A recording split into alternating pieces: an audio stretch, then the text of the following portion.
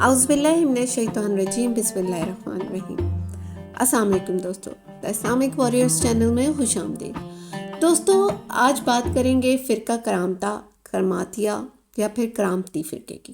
دوستو، ویڈیو کے آغاز میں دو باتیں واضح کرنا چاہتی ہوں۔ پہلی یہ کہ اس ویڈیو کا مکمل کانٹینٹ میں نے ایک 28 پیج کی ریسرچ پیپر سے لیا ہے، جس کا لنک میں اس ڈسکرپشن میں ڈال دوں گی۔ دوسری بات یہ کہ لوگ عمومی طور پر کرامتہ یا باطنیہ فرقوں کو شیعہ فرقے کی ایک شاخ کے طور پر بتاتے ہیں، جبکہ یہ تاثر بالکل غلط ہے، کیونکہ خواہ وہ اسماعیلیہ فرقہ ہو یا کرامتہ فرقہ ہو یا باطنیہ، ان فرقوں کی تعلیمات اور مذہبی عقائد سب شیعہ فرقے سے الگ ہیں۔ ہاں، یہ بات درست ہے کہ ان فرقوں کے داعی یا پیروکار شیعہ فرقے کے ماننے والے تھے، یا پھر انہوں نے شیعہ فرقے کے بنیادی عقائد میں تبدیلیاں کر کے اپنے نئے فرقے تخلیق کیے تھے۔ دوسری طرف یہ بات بھی بالکل سچ ہے کہ جہاں ایک طرف کرامتہ اور باطنیہ جیسے فرقوں نے سنی علماء کو نقصان پہنچایا، تو دوسری جانب ان کے ہاتھوں شیعہ علماء کا بھی قتل عام ہوا۔ تاریخ کے اوراق پر نظر دوڑائی جائے تو معلوم ہوتا ہے کہ امت مسلمہ کو جہاں کئی مسائل کا سامنا کرنا پڑا، وہیں کئی فتنے بھی ظاہر ہوئے، جن میں کبھی فتنہ ارتاد تو کبھی منکرین زکوٰۃ اور کبھی خوارج نے امت کو بدحال کر دیا۔ مگر جب خلافت اسلامیہ کے زوال و انحطاط کا دور آیا تو اس کے بعد ان تمام میں نہایت ہی خوفناک، کرب انگیز اور وحشت ناک اور سفاکیت سے بھرپور کردار کرامتہ کا بھی تھا، جنہوں نے اسلام کے لبادے میں خود اسلام کی اینٹ سے اینٹ بجا ڈالی۔ یہ فرقہ مشرق سے لے کے مغرب تک عالم اسلام کے انتشار، ان کی تباہی اور بربادی اور مسلمانوں کے لیے خوف کی علامت بن گیا۔ اس فتنے کے ہاتھوں عام لوگ ہی نہیں بلکہ علماء کا قتل عام ہوا۔ اپنے عقائد کے برعکس چلنے والوں کو جان سے مار دینا ان کے ایمان کا حصہ تھا۔ یہی وجہ ہے کہ امت کو سب سے زیادہ نقصان فتنہ کرامتہ کی وجہ سے ہوا، اور فتنہ کرامتہ مصر سے ملتان تک پھیلا اور مسلمانوں کا خون پانی کی طرح بہاتا رہا۔ علامہ بغدادی فرماتے ہیں کہ مسلمان گروہوں پر باطنیہ یعنی کرامتہ کا ضرر یہود و مجوس بلکہ دہریت اور کفر کی جملہ صورتوں سے بڑھ کر ہے۔ شیخ عبد القاہر کرامتہ کو دجال سے بھی زیادہ نقصان دہ اور خطرناک ذکر کرتے ہوئے فرماتے ہیں کہ اس فرقے نے آغاز دعوت سے آج تک جتنے لوگوں کو گمراہ کیا ہے، وہ ان سے بہت زیادہ ہیں جنہیں دجال گمراہ کرے گا، کیونکہ اس کا فتنہ تو 40 دن تک محدود ہے اور کرامتہ کی گمراہیاں ریت و قطر کی تعداد سے بھی زیادہ ہیں۔ کرامتہ کے متعلق ایک رائے یہ بھی قائم ہے کہ کرامتہ زنادقہ اور ملحدوں کا ہی ایک فرقہ ہے، اور یہ فارس کے فلسفے کی اقتداء کرنے والا ہے، جو زرتشت اور مردک کو نہیں مانتے ہیں۔ یہ دونوں شخص حلال و حرام ماننے والے ہیں۔ پھر اس کے بعد کرامتہ ہر کس و ناقص کو ماننے والے ہو گئے۔ دراصل ان کو عقل کے کورا ہونے کی وجہ سے رافضیوں نے گمراہ کیا، اور کرمد بن الاشخص کی طرف منسوب ہونے کی وجہ سے اس کا نام فرقہ کرامتہ مشہور ہو گیا۔ عراق میں انہیں باطنیہ، کرامتہ اور مصدقیہ کا نام دیا جاتا ہے۔ خراساں میں تعلیمیہ اور ملحدہ کے نام سے جانے جاتے ہیں، جبکہ وہ اپنے آپ کو اسماعیلیہ کہتے ہیں۔ بعض مورخین کرامتہ کو ایک مستقل فرقے کے طور پر ذکر کرتے ہیں، لیکن امام غزالی کہتے ہیں کہ کرامتہ اسماعیلیہ ہی کا ایک لقب۔ فاطمی فرقے کی بنیاد مہدی نے ڈالی، جس کا پورا نام ابو محمد عبید اللہ بن میمون القدا اور لقب مہدی تھا۔ علامہ جلال الدین سیوطی نے ذہبی کے حوالے سے لکھا ہے کہ محققین کا خیال ہے کہ مہدی حسب و نسب سے فاطمی یا علوی نہیں تھا، اور پھر یہ شخص بلاد افریقہ میں داخل ہوا اور وہیں اس نے اپنے فاطمی ہونے کا دعویٰ کیا اور ایک چھوٹی سی حکومت قائم کر لی۔ اس نے سرجماسا شہر پر قبضہ کر لیا، پھر اس نے مہدی شہر کی بنیاد رکھی۔ یہی اس کی حکومت کا مرکز تھا، اور یہیں سے کرامتہ کی حکومت کا آغاز بھی ہوا، اور بعد میں اس کے کارندے یہاں سے پورے اسلامی ریاست میں پھیل گئے، اور یہ کارندے فاطمی دائی کے نام سے پکارے جانے لگے۔ شروع سے آخر تک ان کی تمام کارروائی انتہائی صیغہ راست میں رہتی تھی، اور یکدم یہ کسی جگہ خروج کر کے اس علاقے پر قبضہ کر کے اپنی حکومت بزور طاقت قائم کر لیتے اور اپنے عقائد کا پرچار کرتے تھے۔ تاریخ دان ڈاکٹر زاہد علی کے مطابق اسماعیلی فرقے کی سب سے پہلی اور اہم شاخ کرامتہ ہے۔ یہ لفظ جمع کا صیغہ ہے، اس کا واحد کرمتی ہے جو کرمت کا اس میں منصوب ہے۔ کہا جاتا ہے کہ کرمت لقب ہے حمدان بن اشخص کا جس نے اس فرقے کی بنیاد ڈالی۔ کرمت کے معنی عربی زبان میں نزدیک قدم ڈال کر چلنے کے ہیں۔ پست قامت ہونے کی وجہ سے یہ شخص کرمت کہلانے لگا، جبکہ ابن خلدون کے مطابق اسماعیلی فرقے کی بنیاد فاطمی خاندان کے ایک فرد نے رکھی، جبکہ کرامتہ کی تحریک کے محرک اسماعیلی دائی تھے۔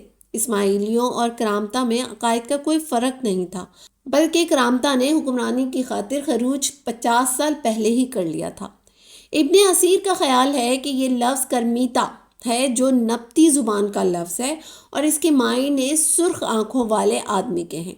حمدان کی آنکھیں سرخ تھیں، اس لیے عرب اس کو کرمتا کہنے لگے۔ اسماعیلی فرقے کی ابتدا اسماعیل بن جعفر صادق کی وفات کے بعد ہوئی۔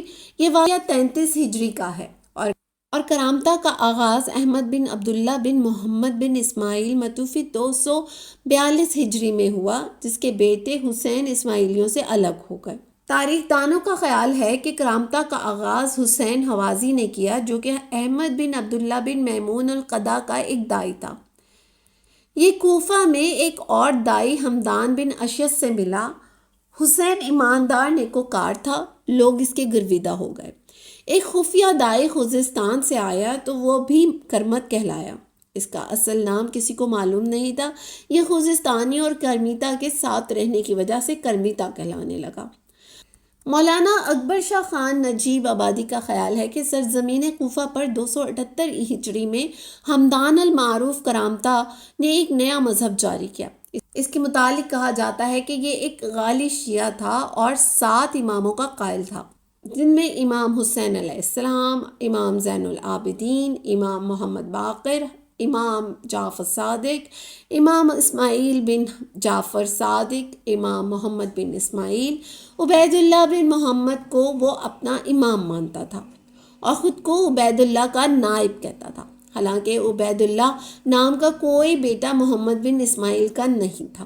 حمدان محمد بن الحنیفہ بن علی بن ابی طالب کو رسول مانتا تھا۔ دن میں 2 نمازیں فرض کی، 2 رکعت طلوع آفتاب سے پہلے اور 2 غروب آفتاب کے بعد رکھیں۔ جمعے کی بجائے دوشنبہ کا دن افضل قرار دیا۔ اس دن وہ کوئی کام نہیں کرتا تھا اور جو بھی کرامتہ کے مخالفت کرتا اس کو واجب القتل قرار دیا گیا۔ 242 ہجری میں احمد کی وفات کے بعد حسین بن احمد کے خط کے جواب میں حمدان نے اپنے ایک ساتھی دائی عبدون کو سلمیہ بھیجا کہ حالات کا جائزہ لے کر آؤ۔ عبدان سلمیہ آ کر حسین سے ملا تو حسین کا رویہ بدلا ہوا تھا۔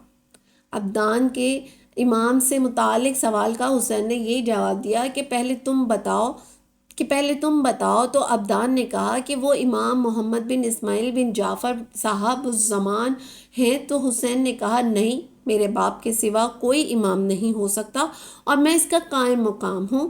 عبدان نے واپس آ کر حمدان کو حالات سے آگاہ کیا تو اس نے 286 ہجری میں سلمیہ سے الگ ہو کے دعوت کرماتیہ کا آغاز کر دیا اور کئی مددگار دائی تیار کر لیے۔ اس نے اپنی قوت بڑھائی اور محاسب مریدوں سے وصول کرنے لگا اور اس کے مرید و پیروکار اس کی ہر بات ماننے لگے۔ اس نے لوگوں کو مال و دولت نہ رکھنے کی ترغیب دی اور اعلان کیا کہ تم جلد تمام روئے زمین کے مالک ہونے والے ہو۔ ان کو ہتھیار خرید کر گھر رکھنے کا حکم دیا اور ان کی کمائی خود جمع کرنے کے لیے ایک دائی مقرر کر دیا، اور ساتھ یہ بھی حکم دیا کہ جمع شدہ رقم میں سے جو بھوکا ہو اس کو کھانا کھلائے، جو ننگا ہو اس کو کپڑے دے، جو اپاہج ہو اس کی مدد کرے۔ اس عمل سے کوئی محتاج اور فقیر نہ رہا اور لوگوں کی ساری کمائی خوشی سے اس کے پاس جمع ہونے لگی۔ تو اس نے لوگوں کو فسق و فجور کی طرف موڑ دیا اور کہا کہ ایک خاص حد تک پہنچنے کے بعد یہ شریعت کے ظاہری اعمال اٹھ جاتے ہیں، اب نماز روزے کی ضرورت نہیں، اور کہا کہ محمد بن اسماعیل بن جعفر کی معرفت ہی کافی ہے، یہی وہ مہدی ہیں جو آخری زمانے میں ظاہر ہونے والے ہیں، اور یہ سب کچھ ان کے لیے کیا جا رہا ہے کہ کمزور عباسی خلافت کی وجہ سے کرامتہ نے اپنی تبلیغ شروع کی، عراق، ایران، شام اور بحرین میں چھا گئے۔ لوگوں کو امید دلائی کہ مہدی کا ظہور ہونے والا ہے۔ مہدی کا انتظار کرامتہ کی سیاسی ترقی کا اہم سبب ہے۔ 288 ہجری میں ابدان کو قتل کر دیا گیا تو کرامتہ میں پھوٹ پڑ گئی، مگر 2 سال بعد یہ پھر طاقتور ہو گئے۔ بلاد و شام ان کے قبضے میں آ گئے۔ خلیفہ معتضد نے آخر ایک بڑی لڑائی میں کرامتہ کو شکست دے کر بہت کمزور کر دیا۔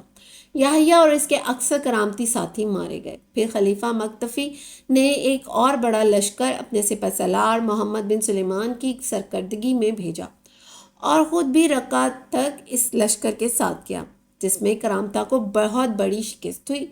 اس کے ساتھ ہی عراق سے کرامتہ کا خاتمہ ہو گیا۔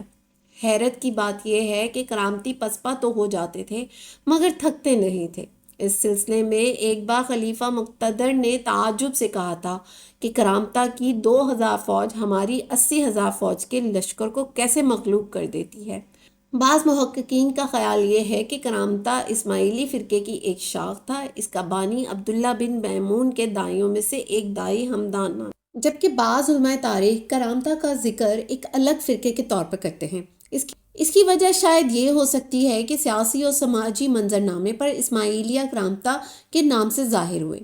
278 ہجری میں کرامتہ نے کوفہ میں خروج کیا۔ یہ ملحدوں کی ایک قسم ہے۔ انہوں نے غسل جنابت کو ناجائز اور شراب کو جائز قرار دیا۔ اپنی اذان میں بھی تبدیلیاں کی۔ روزے ہر سال میں 2 دن کے یعنی نوروز اور مہر جان کے فرض رکھے۔ بیت المقدس کا حج کیا اور اس کو اپنا قبلہ قرار دیا۔ بہت سی چیزوں کو کم یا زیادہ کیا اور اپنے عقائد کو جاہلوں، گواروں اور علماء کے سامنے پیش کیا اور انکار کرنے والوں کو سخت سے سخت سزائیں دیں۔ ہمدان کرمت کے دائیوں میں ایک شخص ابو سعید جنابی تھا۔ اس نے بحرین میں اس قدر زور پکڑا کہ 286 ہجری میں اس نے بحرین میں اپنی حکومت قائم کر لی۔ الاحصار اس کا دارالحکومت تھا۔ اگلے سال اس نے بصرہ پر حملہ کر دیا اور عباسی فوجوں کو شکست دے کر وہاں پر قابض ہو گیا۔ اس فتح سے جنوبی عراق دوبارہ کرامتی تحریک کی لپیٹ میں آ گیا۔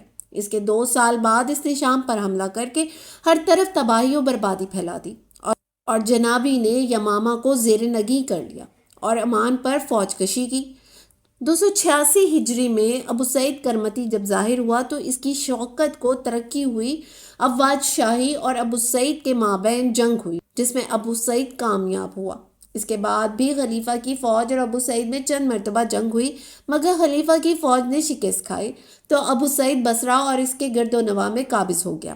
290 ہجری میں یحییٰ بن زکریہ کرامتی اور 291 ہجری میں اس کا بھائی حسین بن یحییٰ جس نے اپنا لقب امیر المومنین مہدی رکھا تھا۔ ان کا ایک چچا زاد بھائی عیسیٰ بن مہرو جس نے اپنا لقب مدثر رکھا تھا، وہ یہ کہتا تھا کہ قرآن کی سورہ مدثر میں اسی کا نام مذکور ہے، توبہ نعوذ باللہ، اور اس کا غلام جس کا نام اس نے المنطوق بن نور رکھا تھا اس نے شام میں ادھم مچائی اور آخر کار یہ تینوں شام میں مارے گئے۔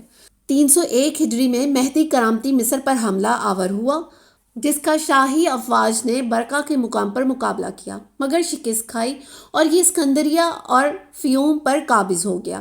301 ہجری بمطابق 914 عیسوی میں شاہی افواج کے ساتھ ایک اور معرکے کے دوران میں جنابی مارا گیا اور اس کا بیٹا ابو طاہر کرامتہ کا قائد بنا۔ لوٹ مار اور ظلم و تشدد میں یہ اپنے باپ سے بھی 2 قدم آگے تھا۔ اس نے بصرہ پر پے در پے حملے کر کے بڑی بے دردی سے قتل عام اور غارت گری کی اور بصرہ کے بعد بغداد اور کوفہ کو تخت و تاراج کیا۔ اس کے مقابلے میں شاہی لشکر نے ہر معرکے میں شکست کھائی۔ حاجیوں کے قافلے کو لوٹنا اس کا محبوب مشغلہ تھا۔ 316 ہجری بمطابق 903 عیسوی میں ابو طاہر نے عین حج کے دن مکہ معظمہ پر حملہ کر دیا۔ کرامتہ نے حاجیوں کو بے دریغ قتل کیا، خانہ کعبہ کی بے حرمتی کی۔ مسجد الحرام بھی محفوظ نہ تھی۔ جو لوگ غلاف کعبہ سے جا کر لپٹ گئے ان کا بھی قتل عام ہوا۔ جو طواف کر رہے تھے وہ بھی قتل ہوئے اور یہ سب کچھ مقدس ماں اور محترم مسجد الحرام میں ہو رہا تھا اور اس نے اعلان کیا کہ میں نے ہی ان لوگوں کو پیدا کیا ہے اور میں ہی ان کو فنا کرنے والا ہوں، نعوذ باللہ۔ حجاج ناحق شہید ہو رہے تھے۔ قتل عام کے بعد شہداء کو چشمہ زمزم اور مسجد حرام میں دفن کر دیا گیا۔ پھر کعبے کا دروازہ توڑ دیا اور غلاف کو چاک کر دیا۔ ابو طاہر نے ایک شخص کو حکم دیا کہ مزاب کعبہ کو اکھیڑ دو۔ وہ جب اوپر چڑھنے لگا تو اوندے منہ گر کر مر گیا۔ پھر کسی کو جرت نہ ہوئی۔ حجر اسود اکھیڑ لیا اور پکارنے لگے کہ کہاں گئے طیر ابابیل اور حجارت من سجیل۔ جب کرامتی حجر اسود لے کر جا رہے تھے تو امیر مکہ نے درخواست کی کہ میرا پورا مال لے لو اور یہ حجر اسود واپس کر دو، تو کرامتی نے جواب میں امیر مکہ اور اس کے گھر والوں کو شہید کر دیا۔ آخر کار مہدی نے ابو طاہر کو خط لکھ کر واقع حج پر ملامت کی اور کہا کہ جو کام چپکے سے ہو رہا تھا تو نے اس کو ظاہر کر دیا۔ اس نے حکم دیا کہ جو مال لوٹا ہے وہ واپس کر دو، مگر طاہر نے جواب دیا کہ آئندہ ایسا نہیں کروں گا۔ حجر اسود لے کر جانے والے 40 اونٹ راستے میں ہی مر گئے تھے، مگر واپسی پر صرف ایک کمزور اونٹ حجر اسود کو لے کر مکہ آیا۔ ابو طاہر اس واقعے کے بعد زیادہ عرصہ زندہ نہ رہا اور چچک میں مر گیا، اور علاقوں میں کرامتا کی صفاقی کی داستانیں سنائی جا رہی تھیں کہ یہ فتنہ وہاں پہنچ گیا جس جگہ کو امن کا مقام بتایا گیا ہے۔ 316 ہجری میں ہونے والے اس واقعے نے امت مسلمہ اور خلافت کی بنیادیں ہلا کر رکھ دی۔ بہت سارے شہر اور علاقے کرامتے کے قبضے میں آ گئے۔ ان کے سخت گیر رویے اور شفافیت کی وجہ سے لوگوں کے دل لرز اٹھے۔ عباسی خلیفہ معتضد نے کئی بار ان کے خلاف فوجیں روانہ کی مگر شکست کھائی۔ کرامتا کا خوف اتنا بڑھا کہ اہل مکہ اپنا شہر چھوڑ گئے اور کئی سال تک حج بند ہو گیا۔ 327 ہجری میں ابو علی عمر بن یحییٰ العلوی نے اپنے کرامتی دوست کو ایک خط لکھا اور کہا کہ حاجیوں کا راستہ کھول دے اور ہر حاجی سے فی اونٹ 5 دینار محصول لے کر حج کی اجازت دے۔ تو اس نے اجازت دی اور لوگوں نے حج کیا۔ یہ پہلا موقع تھا جب حاجیوں سے ٹیکس وصول کیا گیا۔ کرامتا نے حجر اسود کو اپنے پاس تقریباً 24 برس رکھا اور کہتے تھے جس کے حکم سے لے گئے ہیں اسی کے حکم سے واپس کر دیں گے۔ پھر یہ 339 ہجری میں اس کو کوفہ لے آئے۔ طاہر کے ایک بھائی نے خط لکھ کر ساتھ رکھ دیا کہ جس کے حکم سے لائے تھے اسی کے حکم سے واپس کر دیا، اور اسی سال ذیقعت 339 ہجری میں کرامتا حجر اسود کو بغیر کسی مطالبے کے واپس مکہ چھوڑ گئے۔ کرامتا نے اپنا اثر و رسوخ اور رعب و دبدبہ قائم کر دیا، یہاں تک کہ وہ جب چاہتے حج پر پابندی لگا دیتے تھے، جیسا انہوں نے شام و مصر کی فتح کے وقت کیا۔ مثلاً 356 ہجری میں کرامتا دمشق پر بھی قابض ہو گئے اور انہوں نے شام اور مصر سے جانے والے ہر شخص کو حج کرنے سے روک دیا۔ کرامتا مختلف ادوار میں مختلف جگہوں پر خروج کرتے رہے۔ کرامتا نے اسلامی حکومت کی کمزوری کا بھرپور فائدہ اٹھایا اور مختلف جگہوں پر اپنی طاقت کے مطابق خروج کرتے رہے اور مسلمانوں کا خون ناحق پانی کی طرح بہاتے رہے۔ عباسی خلیفہ کمزور ہونے کی وجہ سے مقابلہ تو کر رہا تھا مگر ان کا مکمل قلع کما نہیں کر پا رہا تھا اور یہ بہت طاقتور ہوتے جا رہے تھے۔ یہی وجہ تھی کہ پہلے ان کے دائی علاقے میں پہنچ کر لوگوں کو اپنا حامی بناتے اور پھر یہ حالت کو سازگار دیکھ کر وہاں خروج کرتے۔ کرامتیوں کی یہ لوٹ مار ایک عرصہ تک جاری رہی۔ خلفۂ عباسی میں اتنی ہمت نہ تھی کہ کرامتیوں کا انسداد کر سکیں۔ ایسی صورتحال میں یہ فتنہ نہ جانے اور کیا کیا گل کھلاتا کہ 326 ہجری میں ان کی اپنی جماعت میں پھوٹ پڑ گئی جس سے ان کا زور ٹوٹ گیا، بالخصوص جب ان کے لیڈر اسم شاہ بحرین کو فاطمی خلفاء المعز اور العزیز نے پے در پہ شکستیں دی تو ان کی طاقت کا خاتمہ ہو گیا۔ دوستوں امید کرتے ہیں کہ آپ کو آج کی ہماری یہ ویڈیو ضرور پسند آئی ہوگی۔ اپنی رائے کا اظہار کامنٹ باکس میں ضرور کیجیے گا۔ شکریہ۔ امید کرتے ہیں کہ آپ کو آج کی یہ ویڈیو بہت پسند آئی ہوگی۔ ویڈیو اچھی لگے تو اسے لائک کرنے کے ساتھ ساتھ اپنے دیگر دوستوں کے ساتھ بھی شیئر کر دیجیے اور ہمارے چینل دی اسلامک واریئرز کو سبسکرائب کرنا نہ بھولیں۔